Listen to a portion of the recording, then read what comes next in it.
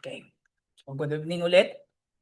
And everyone please open your Bibles to Revelation chapter 3.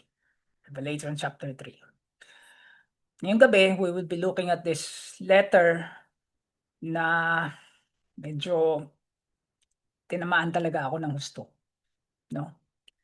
And I guess let's all read the first couple of verses muna to get a feel of what this is, no? So this is the word of the Lord. And to the angel of the church in Sardis write, the words of him who has the 7 spirits of God and the 7 stars. I know your works. You have the reputation of being alive, but you are dead. Wake up and strengthen what remains and is about to die. For I have not found your works complete in the sight of my God. Let's have a short prayer ulit. Father, as we are gathered here tonight to study your word, we ask by your grace to please give us the eyes to see, clear hearts and minds, Lord, so that we can see clearly kung ano yung gusto mong pakita sa amin dito. Give me strength, Lord. In Jesus' name we pray. Amen. Okay. So, this is Westminster's Abbey sa London.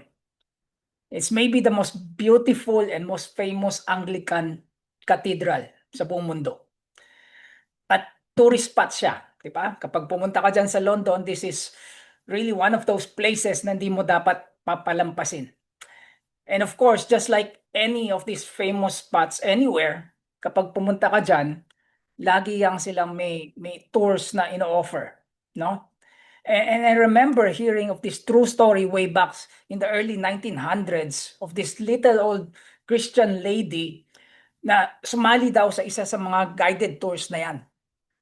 And halfway through the tour, itong tour guide nila, syempre he was really trying to impress the crowd with the architecture of the building, about how beautiful and detailed the stained glass windows are, and all these famous people who were buried there.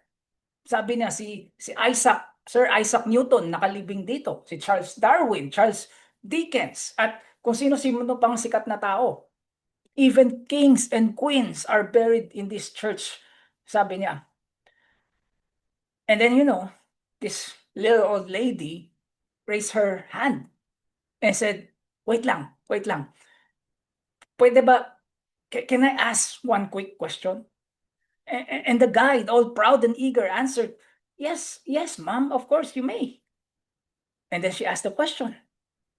And it's a really simple question, really. But it stumped him. Sabi niya, yes, that's great and all. Pero has anybody been saved here lately? At walang may sagot yung tour guide, no? Why? Because this church, like many of our churches today, may look good and impressive on the outside. It even has a reputation of being alive, pero it's not actually alive. It's spiritually dead. And that's exactly the problem of this church that we're going to be looking at tonight. No? This church sa Sardis.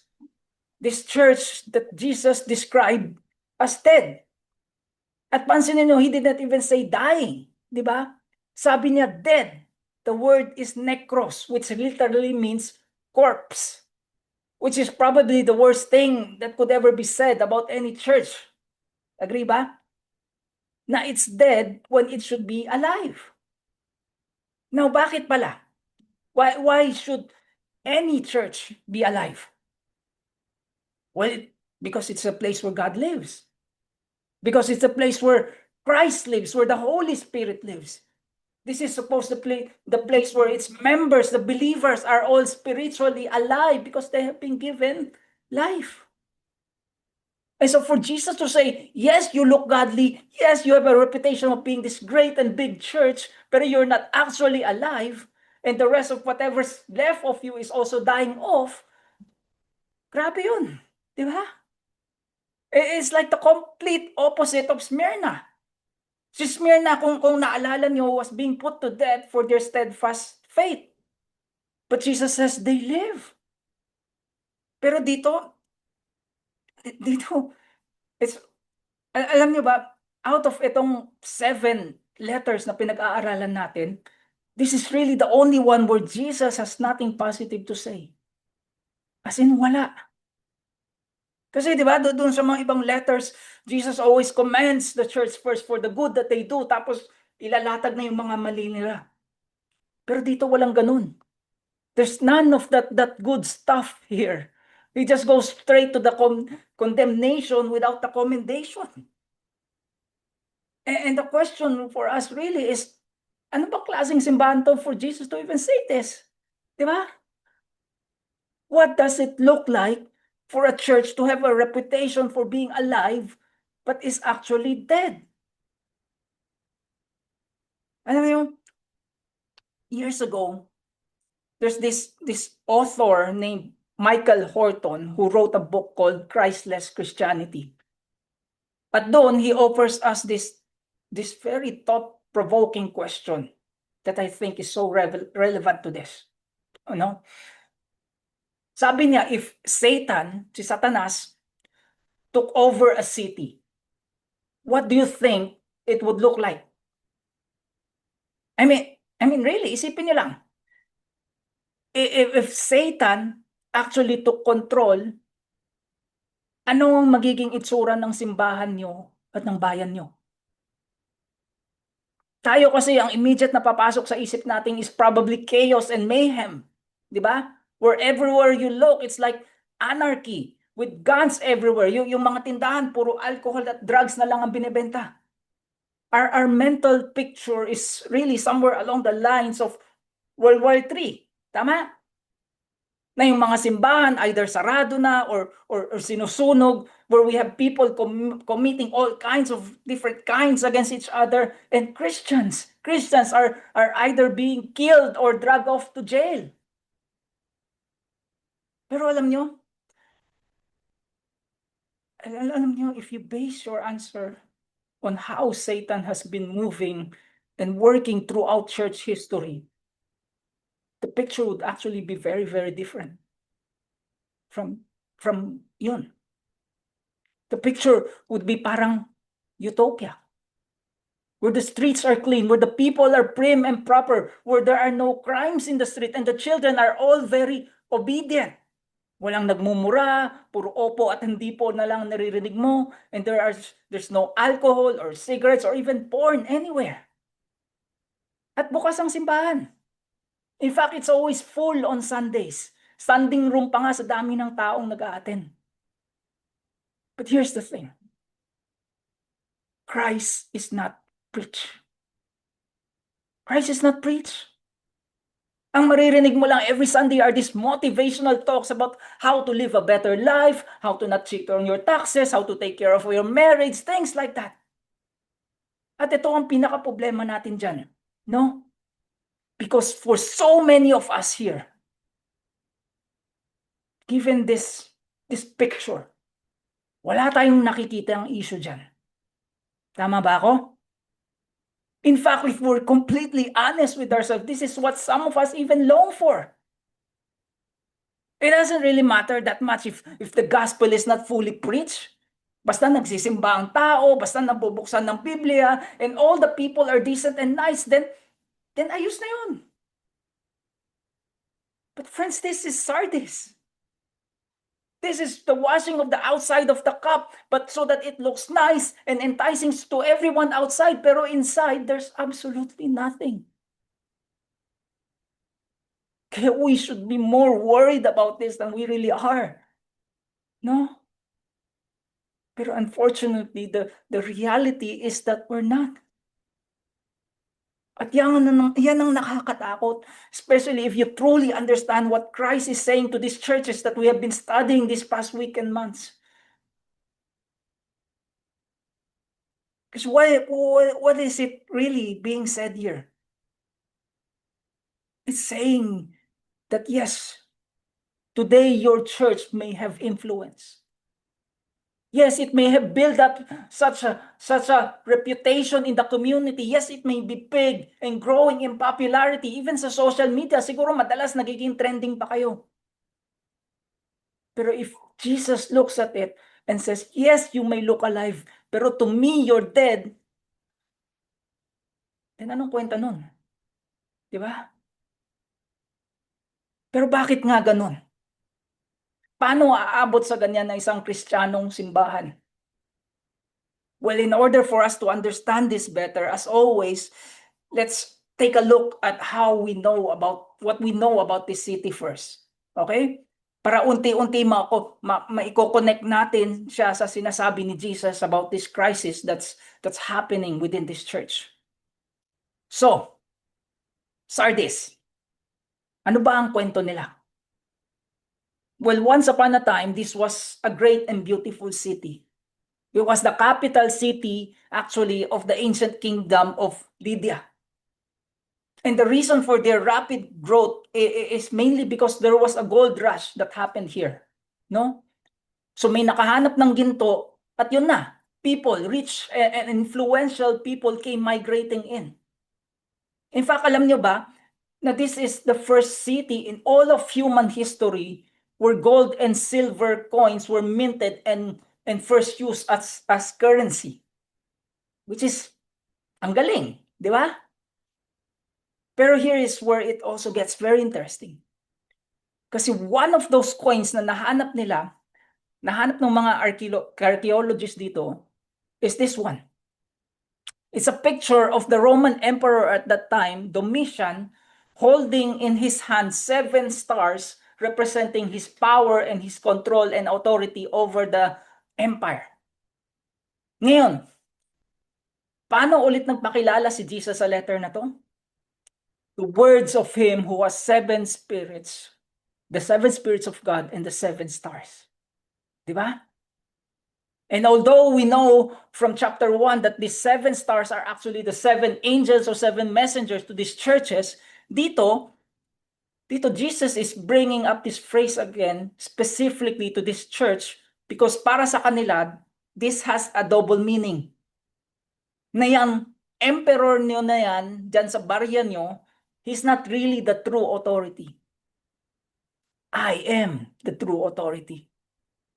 I am the one who holds the 7 spirits of God and the 7 stars. Ngayon, itong 7 spirits naman. Now, some people here will read this and alarm bells will start going off. No? Sasabihin nila, ano to? Kala ko ba iisa lang ang spirito ng Panginoon? So bakit ngayon biglang 7 na? Well, just so you know, itong number 7 kasi, it is actually the most important number in the entire Bible. No? Dito nga lang sa Revelation, we will see this number being referred to 55 times. At makikita mo naman, di ba? There's 7 churches, 7 spirits, 7 lampstands, 7 scrolls, 7 seals. And the reason for it is because 7 is actually God's number of completion. Meaning kapag may nakikita kang nababanggit na 7 sa Bible nyo, it's always referring to completeness or fullness.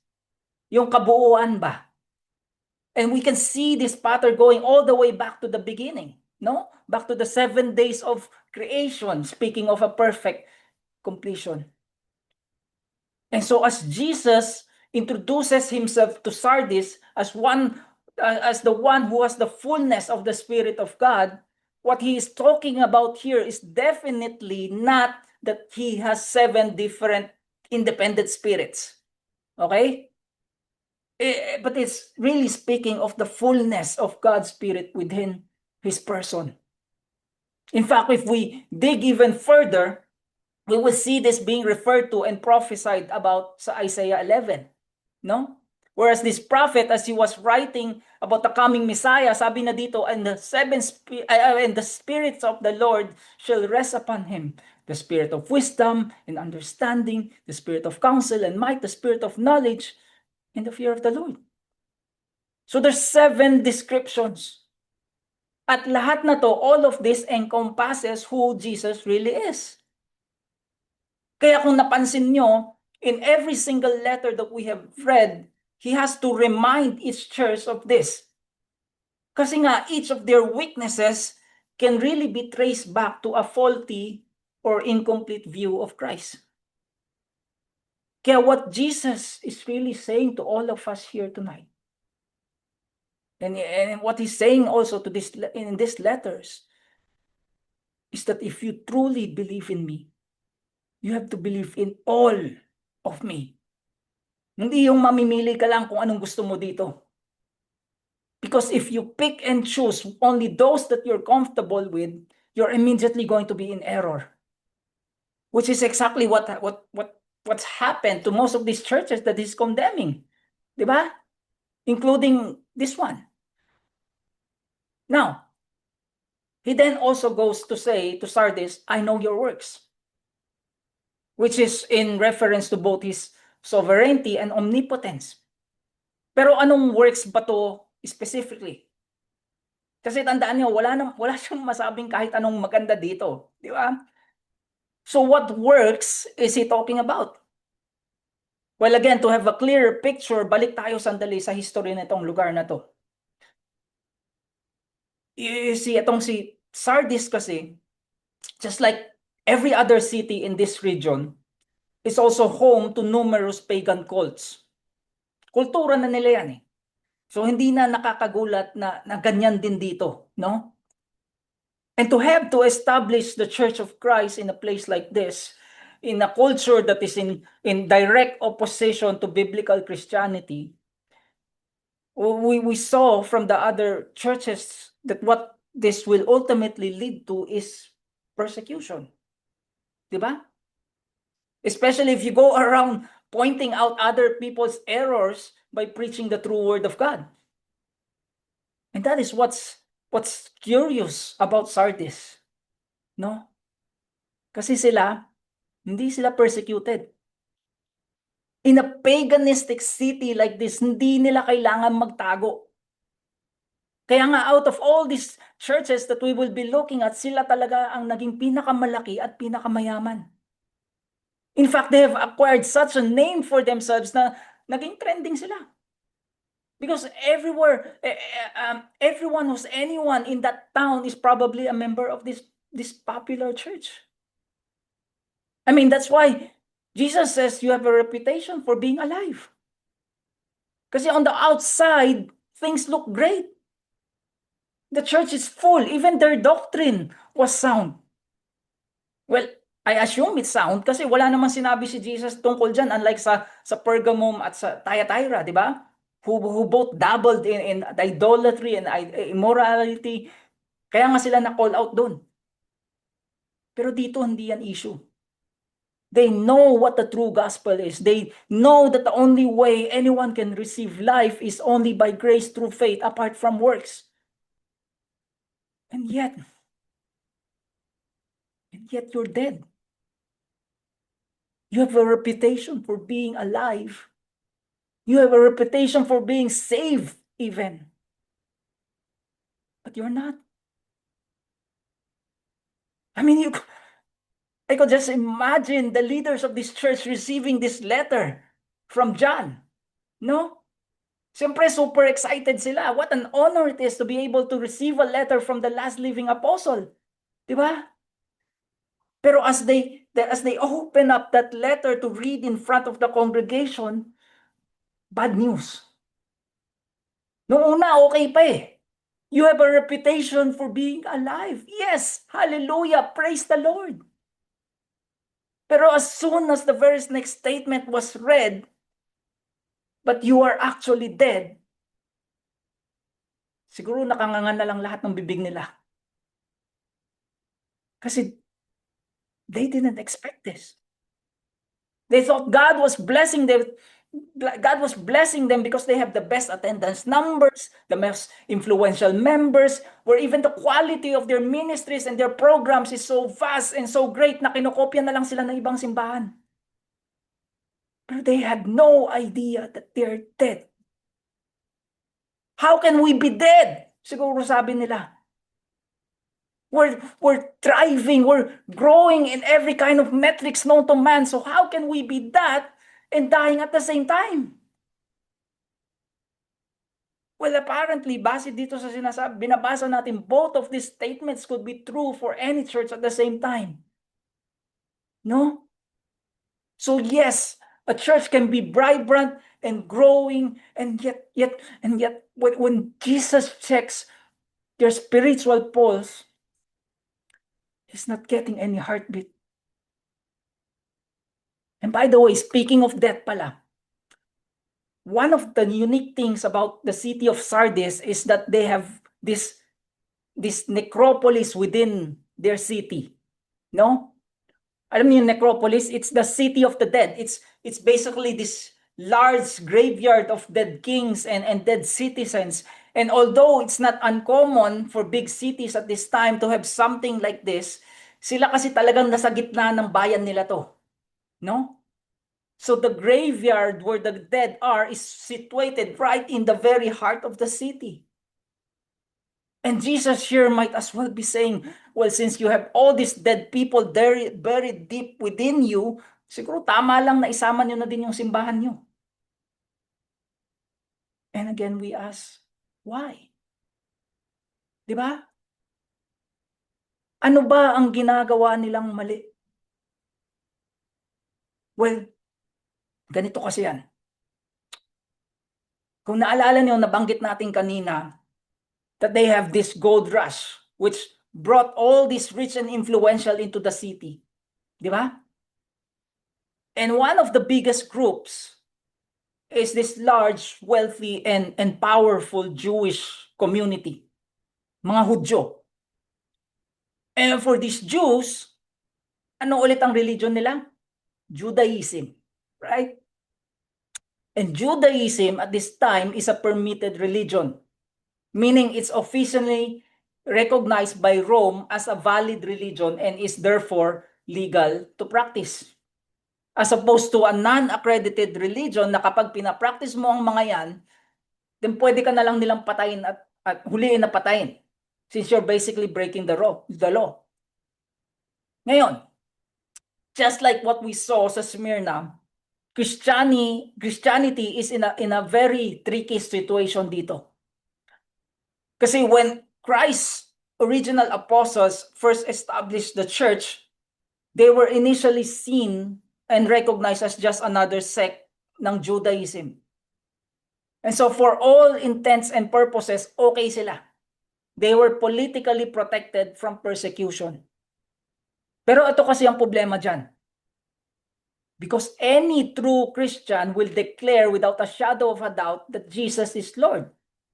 Tama? Amen ba? Kasi hindi mo pero kasi hindi mo siya pwedeng sabihin sa harap ng Hudyo. Because for them, not only is Jesus not Lord, but to even suggest the idea is blasphemous para sa kanila. Because for them, only Yahweh can be Lord. And so, in order for you to not get kicked out of this umbrella of protection na binibigay ng Judaism, you first have to shut up about the truth of who Jesus really is. And that's what Sardis did. No? Si Smyrna kasi they can't shut up about Jesus and the gospel, di ba? That's why they're being persecuted by both the Jews and the Romans. Pero itong si Sardis, well, let's just say na they took the non-offensive approach. Okay? If ayaw nilang marinig na Jesus is Lord, then let's try to reframe it or reword it para hindi siya magiging ganyang ka-offensive sa kanila. And who knows, if we do that, maybe we can invite them to our church. Kasi di ba, you have your Tanakh, we have our Old Testament, at halos pareho lang naman yun. So alam niyo yun, maybe we can technically blend together and coexist, right? Wrong. Wrong. Why? Because the goal of church is never to fill your church with more people. The goal of church is to point people to the real Christ through the preaching and the hearing of the true gospel. And because faith comes from hearing, and hearing through the word of Christ, that reworded, compromised mess of a gospel that you're selling them with is never going to pass sa mata ng Panginoon. Kaya just look at what Jesus has to say about all this. Wake up! Wake up! Gumising ka!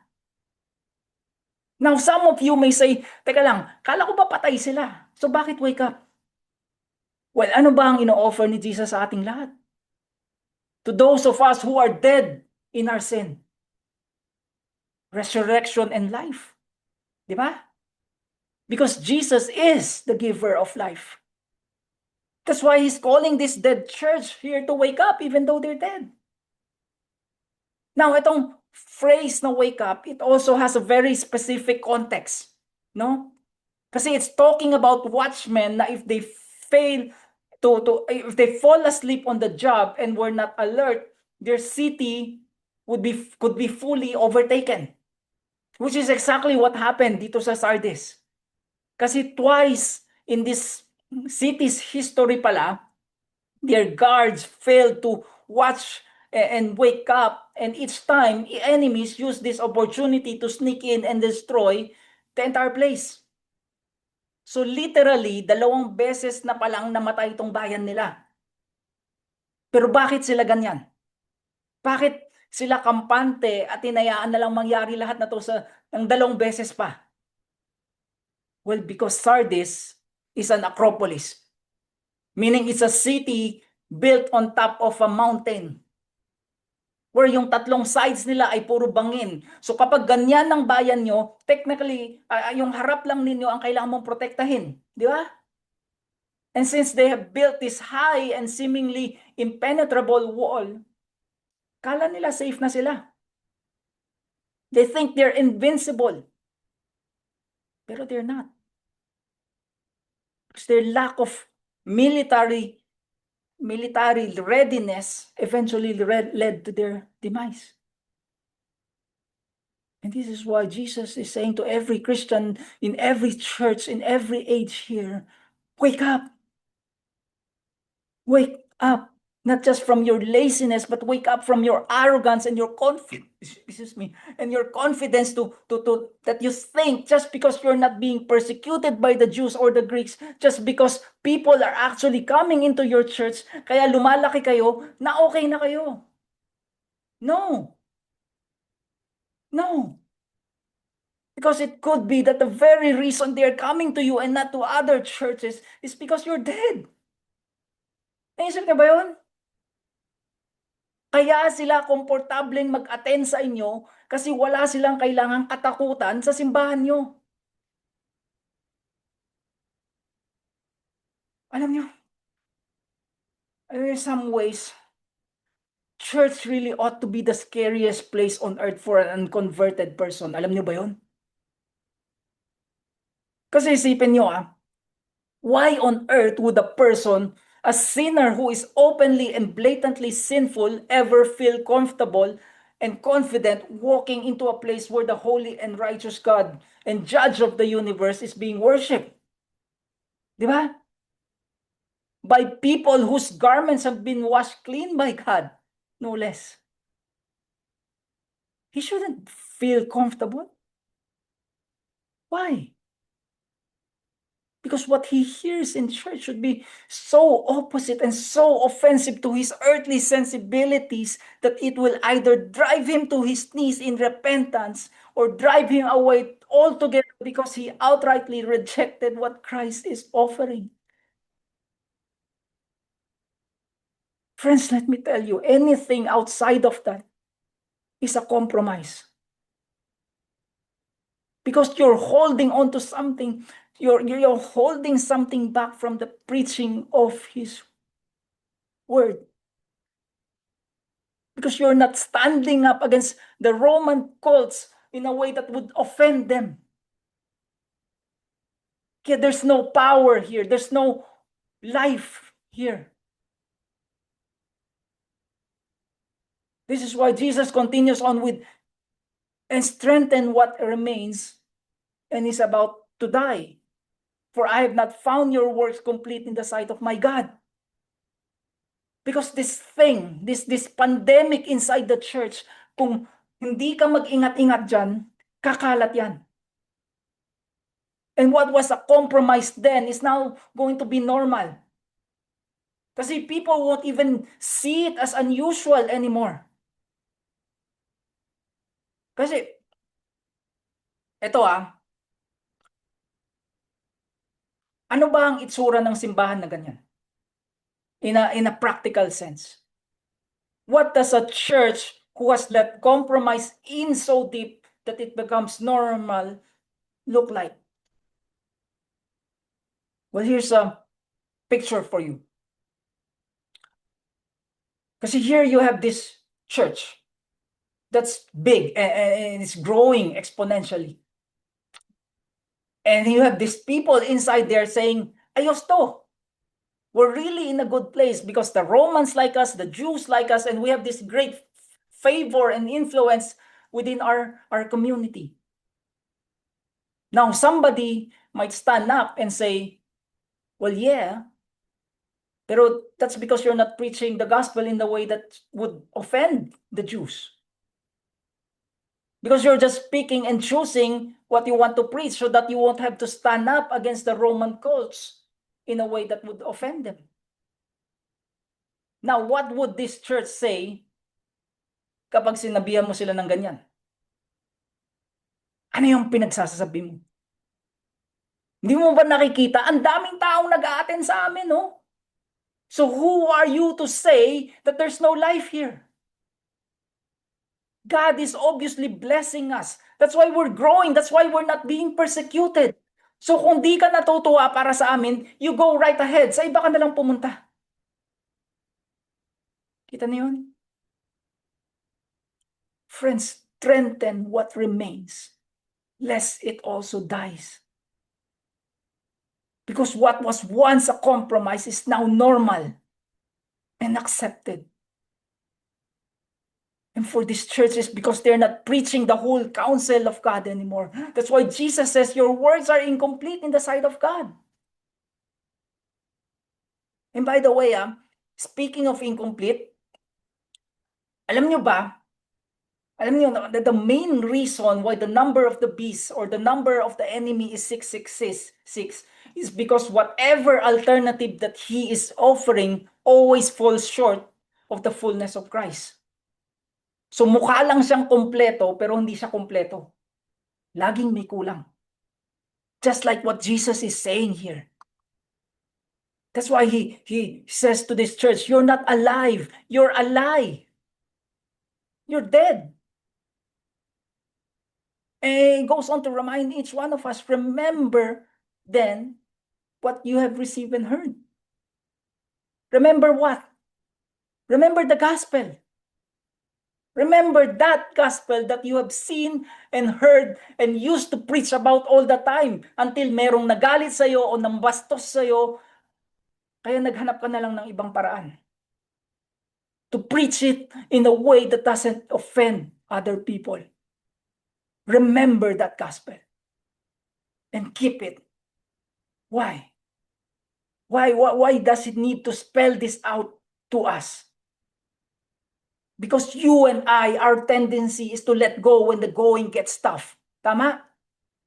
We don't like getting our hands slapped. Sino ba may gusto nun? We don't like being called names and treated like outcasts. So ang natural tendency talaga natin is to move away from the fullness of the gospel. And it always starts small. No? Where we redefine terms so we don't have to be offensive to people, where we hide certain truths so that we don't have to talk about the more difficult stuff, where we emphasize certain things in order to de-emphasize the other things. And we all do that. Di ba? Siguro lahat naman tayong mga Kristiyano, in some ways, we are all guilty of that. So ano ang kailangan natin gawin? Jesus says, repent. Repent. Turn from your sin and turn to the Lord. Actually, this whole section is a picture of that. Napansin na ba yun? Tingnan nyo, wake up, strengthen what remains, remember what you have seen and heard, keep it, hold on to it, repent. So what Jesus is calling us to do here is not to simply just open our eyes and acknowledge sin as sin, but we should intentionally turn in the opposite direction of our sin. Because without that, there's no restoration. So repent. Repent, because that change in direction, that change in attitude is the only thing that will lead to a total change of behavior. Without that, tingnan nyo yung warning niya. If you will not wake up, I will come like a thief, and you will not know at what hour I will come against you.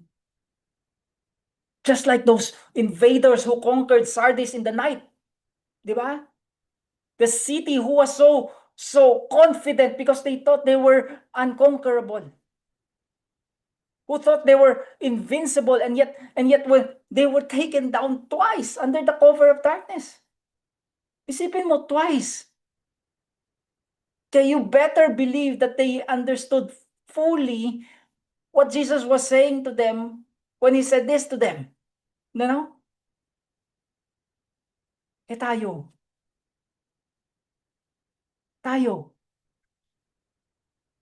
Are we really, truly taking this seriously? Or are you just sitting there listening to this and sinasabi mo sa sarili mo, ay, hindi applicable sa akin to? You know itong phrase na to, na come like a thief? Everywhere else sa Bible, kapag nababanggit yan, it's always talking about the second coming. Di ba? You see this being mentioned sa Matthew, you see it sa 1 Thessalonians, sa 2 Peter, lahat yan. Kapag binabasa mo yung mga yan, in their own context, it's always talking about the second coming. And that is exactly why we should take this to heart. No? Because what this also implies is that the consequences of what we are talking about here is not simply for the here and the now. There are also eternal consequences to this. In fact, this entire letter is a very sobering picture of what Jesus is saying. There's a Sermon of the Mount sa Matthew 7. Where he declares to these people there na not everyone who says to me, Lord, Lord, will enter the kingdom of heaven, but the one who does the will of my Father who is in heaven. On that day, many will say to me, Lord, Lord, did we not prophesy in your name, or cast out demons in your name, or do mighty works in your name? And then will I declare to them, I never knew you. Depart from me, you workers of lawlessness. I mean, ang sakit. Di ba? Ang sakit. We can hear the echo of this so loudly dito sa Sardis. No? Kasi if you do not repent, it will come like a thief in the night. You will not know when, but make no mistake about it, you will be judged. Judgment will come. And it's not going to be pretty. So repent. Now, as always, out of all that darkness comes hope. Comes this remnant of people, these people who do not sleep, who did not sleep when the others doze off. Yet, you still have a few names in Sardis. People who have not soiled their garments, and they will walk with me in white, for they are worthy. Ngayon, in these ancient times, even sa mga pagan temples nila, kapag pumunta ka doon at may dumi ka sa damit, hindi ka nila papapasukin. You would be turned away from worshiping because the garments were not clean. And I think that's why, as you read through Revelation, we will see this picture of white garments being mentioned over and over and over again. No? Because these 7 churches, They all understand this reference.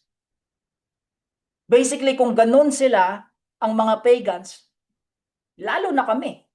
Di ba? Lalo na yung mga totoong anak ng Diyos.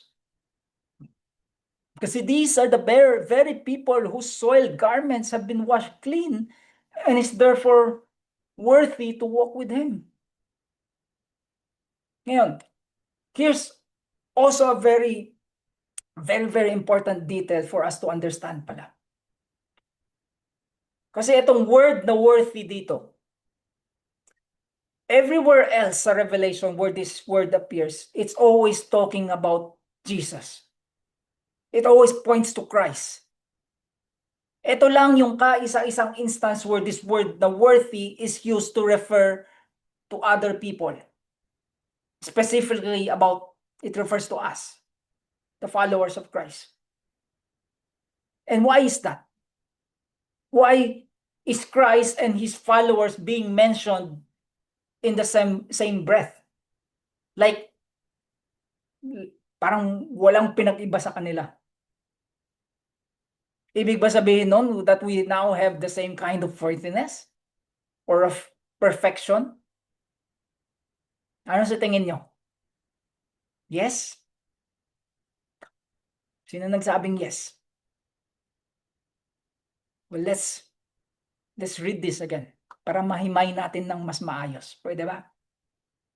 And notice in particular the tenses here. Yet you still have a few names in Sardis. People who have not soiled their garments. So it's talking about something that's already in the past. Diba? And they will walk with me in white. Talking about something in the future. For they are worthy. So anong sinasabi ni Jesus dito? Is He saying that they are worthy to walk with me based upon something in and of themselves? Dahil they had lived their lives in such a clean and holy way in the past, and it made them worthy in the future? Kasi if that is the case between the past and the where they have not soiled their garments and the future glory of walking with Jesus, paano kung nadumihan sila sa kalagitnaan no? Di ba? Paano kung nagkasala sila ngayon? Today. So hindi na sila worthy? Look at this whole statement again. Kasi Jesus is saying that's not even a question here. He's saying there's no doubt that these people are going to be worthy to walk with me in white when all is said and done. Pero how can He say that if we're all sinful today? Tama? Alam niyo kung bakit? Because that worthiness, that righteousness that is in them is not of them. It's from outside of them. In short, it's an alien righteousness. Galing saan? From Christ Himself. So what we're actually seeing here in this remnant of people whose garments are clean is really the purity and the righteousness of Christ upon them. Kasi their cleanliness is not their own. As opposed to these other people in the church of Sardis who have a reputation of being alive but are actually dead. At bakit sila dead ulit? Because the Spirit of the living God does not rest on them. Ganun lang kasimple. Kaya ako, my garments are not soiled. Parang yabang pakinggan, no? It almost doesn't feel right for any of us to say something like that. Kasi kilala natin yung sarili natin. So how can I, excuse me, so how can I with a straight face say that? How can any human being in the history of the world, for that matter, say such a thing? Well, actually, no one can apart from Christ. You see, when you come to Him in repentance and faith, not only will He forgive you, but His righteousness will become your righteousness. That's why you're now clean before God. And it's not because of anything you did or did not do. It's all because of Him. Guys, this is what it means to be saved. This is what assurance of salvation means. That's why Christ is so confident dito that these people will walk with Him in white in the future. It's because He not only saves them, but He keeps them safe. Amen? I mean, that's why He continues on with the one who conquers will be clothed thus in white garments. Meaning, kasi siya mismo ang magdadamit sa kanila. Hindi yung tayo magdadala ng sarili nating damit, kasi whatever that is that we will bring, it's never going to remain white. Imposible yun. And so He's gonna clothe you and never blot out your name out of the book of life. Now, itong blotting out of names naman, this is not a question of people who have been truly born of God losing that eternal life given to them in Christ. Okay? Kasi if that is the case, then eternal life simply cannot be called eternal life. Diba? And so many other parts of Scripture will confirm that, no?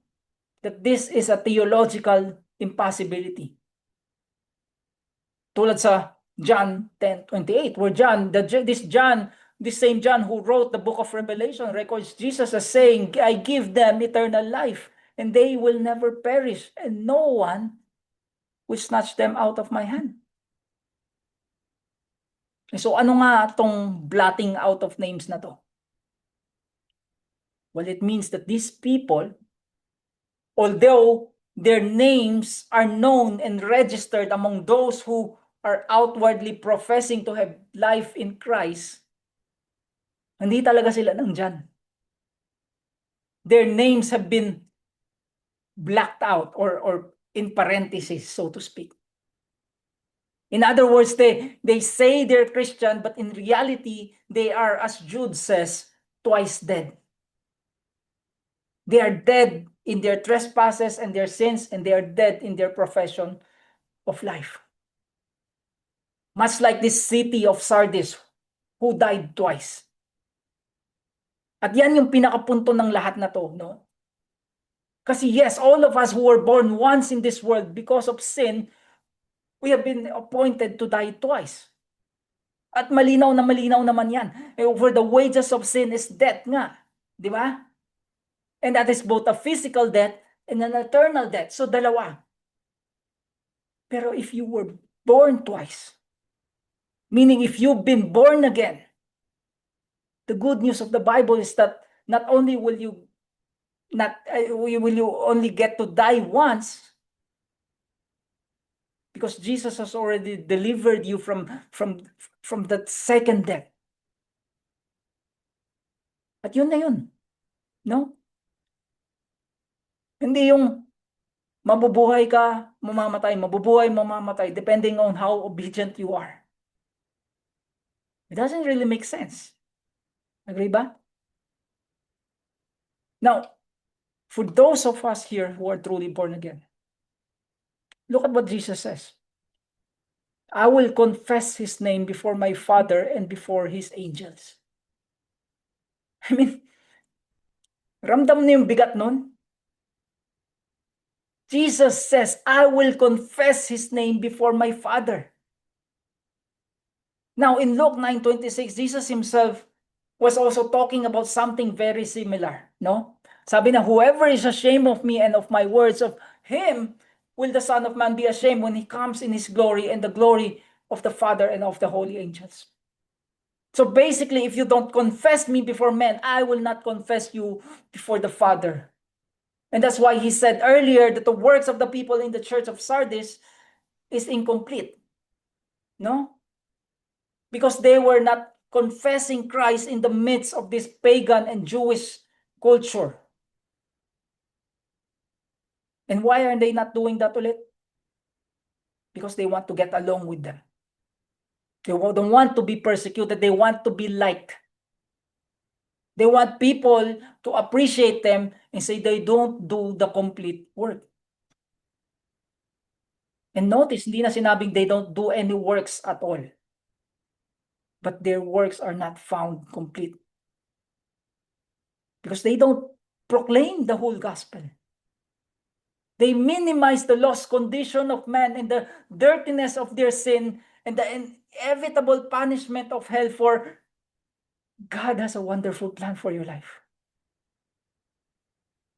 And now Jesus is saying, kung ganun ka lang, then I'm not going to confess you before my Father either. Kasi, guys, gusto nyo bang makita kung ano naman ang itsura ng simbahan o ng Kristiyano who's preaching the whole gospel in a place that doesn't like Christians? Tingnan nito, Acts 17, this is the Apostle Paul. Now, when they had passed through Amphipolis and Apollonia, they came to Thessalonica, where there was a synagogue of the Jews, and Paul went in, as was his custom, and on 3 Sabbath days he reasoned with them from the scripture, explaining and proving that it was necessary for Christ to suffer and rise from the dead, and saying, Jesus, whom I proclaim to you, is the Christ. And some of them were persuaded and joined Paul and Silas, as did many of the devout Greeks, but not a few of the leading women. Tapos tingnan niyo to. But the Jews were jealous, and taking some wicked men of the rabble, they formed a mob, set the city in an uproar, and attacked the house of Jason, seeking to bring them out to the crowd. Kita niyo yun? So ang tanong is, do you see anything close to this happening in our modern church? Kasi if you don't compromise in preaching Christ crucified, ito talaga ang haharapin mo. No? Because you'll be offending people left and right by saying that they're lost without any hope, without Christ. Now, ito pa. Here's a more contemporary example. This happened just a few months ago. This is Praveen Pagadala. He's an Indian pastor who was known to be fierce and unapologetic in his preaching of the gospel in a city and a country that stood against everything that true Christianity preaches. At pinatay nila siya. Pinatay nila siya. Now, I know this was not a murder that was heard around the world tulad kay Charlie Kirk. But this is to show you that this sort of thing is happening regularly all around the world. Faithful preachers all over the world are being killed today because people are offended by what they are preaching. Which I know will never happen to a prosperity preacher or a progressive liberal pastor. So ang tanong is, do you see yourself in this guy? Or are you like the church of Sardis, who says, let's try to find common ground and work together? Para you can still live in your sin, you can still worship your own gods and go to our church without feeling any sort of guilt or discomfort. Now, that may appeal to you, pero Jesus says, that's no good for me. Kasi kung ganun lang ang gagawin mo, then that work of yours is not only incomplete, but it is in fact worthless.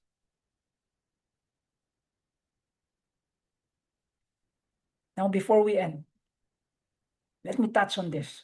No? Kasi we did say that the characteristic of each of these churches is also a representation of a certain time period in church history. Di ba? At alam niyo kung ano yung tapat dito sa Sardis? It's a time period immediately after the Protestant Reformation.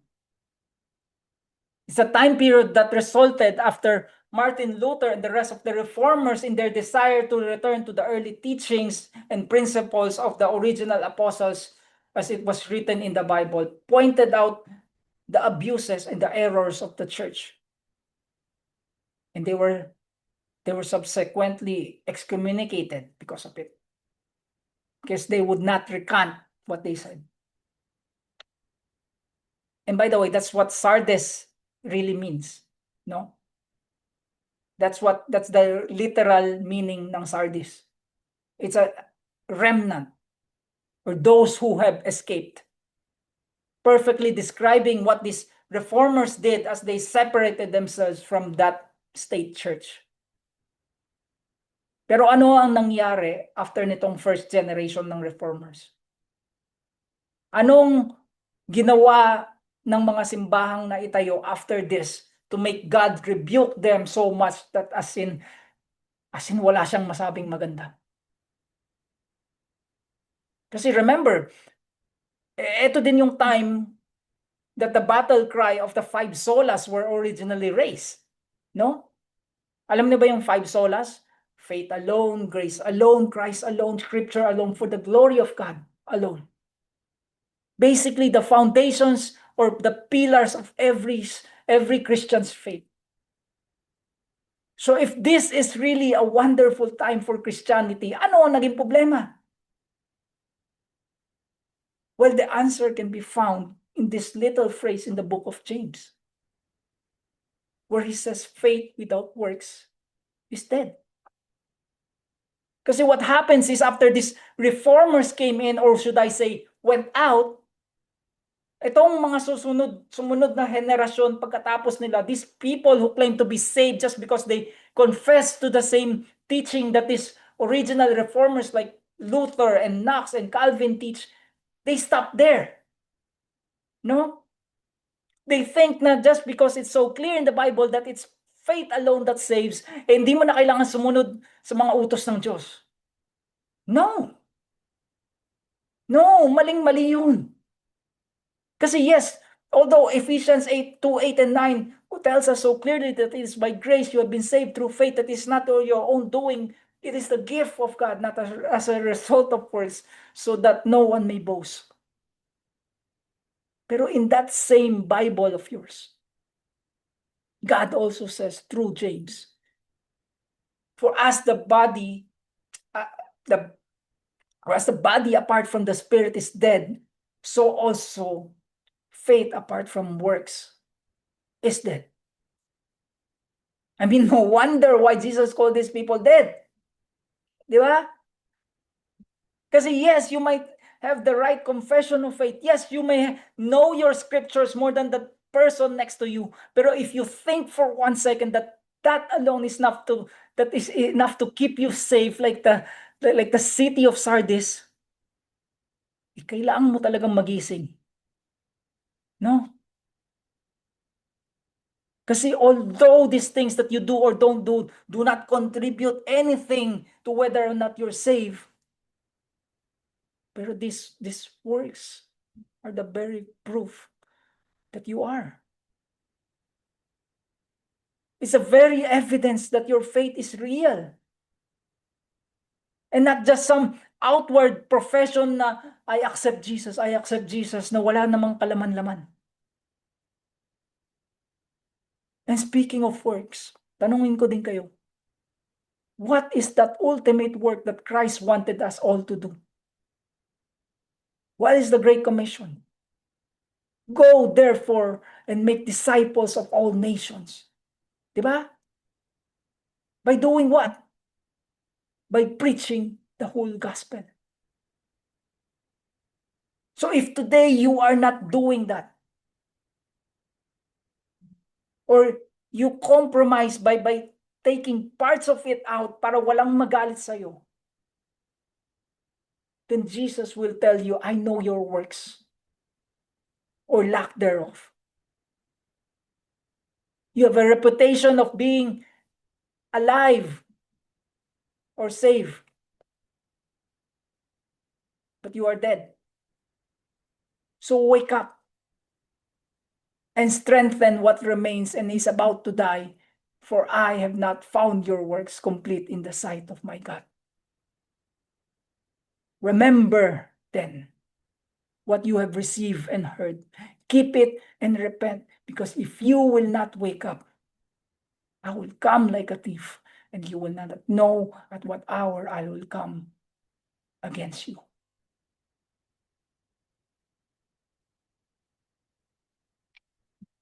So what is the true gospel?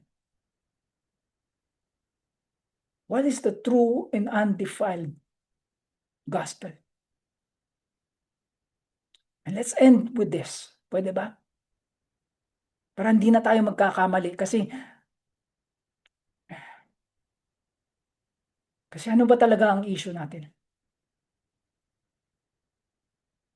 Well, ang issue natin is that God created a beautiful and perfect world. And in that perfect world, He created man to rule over it. Ang condition lang niya, obey. If you obey, if you keep your garments clean, then you will get life forever with me.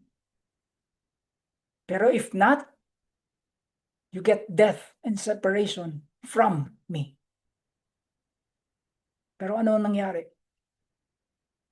Ang kaisa-isang bagay na inutos ng Panginoon na huwag gagalawin at huwag kakainin, kinain niya. At dahil doon, by this one man sin entered into the world. And then, subsequently, death through sin. Kaya mula noon, every single person that was born in this world was born in sin. Because we inherited that man's sinful nature. And because we inherited that sinful nature, we are now attracted to all kinds of sin. The lust of the flesh, the lust of the eyes, the pride of life. And so that beautiful, beautiful world that God created in the beginning is now broken. At dahil doon, we now all stand guilty before a holy and righteous God. At gets natin lahat yung part na yan, no? That He is holy and righteous and just. Dahil nga we are all created in His image, di ba? Kaya we all share that craving for justice today. Pero ito ang problema dyan. Kasi if God gave us justice, we all die. Because none of us are innocent. So paano yan? And so this holy and perfect and righteous God, in His goodness and in His mercy, sent forth His Son, who was not born of original means, ordinary means, but He was born of a virgin. Bakit importante yun? Because if He was born by ordinary means, He's born in sin like the rest of us. Pero since He was conceived by the power of the Holy Spirit, He is not born in sin. Therefore, His record is clean. At ito pa ang kakaiba sa Kanya. Kasi He kept His record clean by obeying every single one of God's laws when we could not even perfectly obey a single one. Because all of us are like sheep who have gone astray. Each of us has turned to his own way. Yet the Lord has laid on Him the iniquity of us all. In other words, God made Him who knew no sin to be sin for us by nailing Him to the cross. Kaya Christ, that innocent, perfect Lamb of God, dies. And it's not just any kind of death. He died for sin once for all. The righteous for the unrighteous, because on that cross, God imputes all of our sinfulness upon Him. He nails our sinfulness on that tree, and He died bearing all of it. At ito ang magandang balita. To show that sin has not defeated him, he rose again on the third day for our justification. Anong ibig sabihin nun? Kasi through this one act of sacrifice, not only was our sin imputed upon him, but there's another imputation that took place there. It was the righteousness of Christ, that perfect life that he lived, that perfect righteousness that we could never ever live up to is actually imputed upon the believer. Kaya nga God can be both the just and the justifier of the one who places his or her faith in Christ Jesus. That's why he can forgive us even though we are guilty. Alam niyo yun? Kasi his blood cleanses us from all sin. So that all of those who would come and place their faith in Christ may not perish, but be saved and have eternal life. And by the way, not only saved, but sanctified. Set apart for His glory. Kasi if you are being adopted into God's family bilang anak, you should now begin to bear the family resemblance. Diba? And that is what sanctified means, no? To be more and more like Christ throughout the rest of your life by this very same gospel that saved us. Until one day, when all is said and done, we're not just saved from the penalty of sin. We're not just saved from the power of sin. But one day we'll be glorified in heaven, saved from the very presence of sin. Friends, that is the gospel. That is the gospel. So please lang, huwag mo siyang dagdagan pa ng kahit ano pang kondisyon at lalong-lalo na huwag mong babawasan.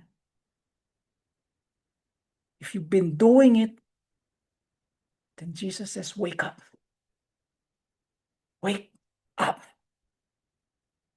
He who has an ear, let him hear what the Spirit says to the churches. Amen? Let's pray.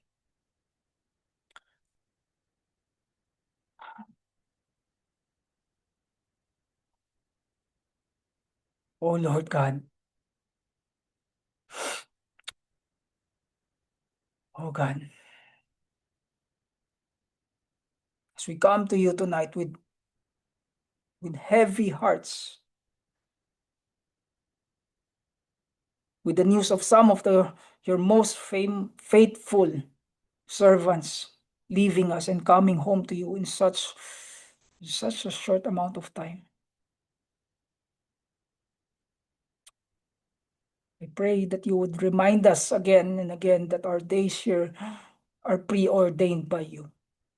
That the day of our own departure is fixed even before we are born. Pero with that said, Lord, since wala pa kami dyan, I pray that you would protect us from falling asleep like si Sardis.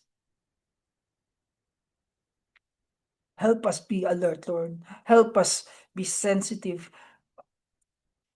have sensitive consciences.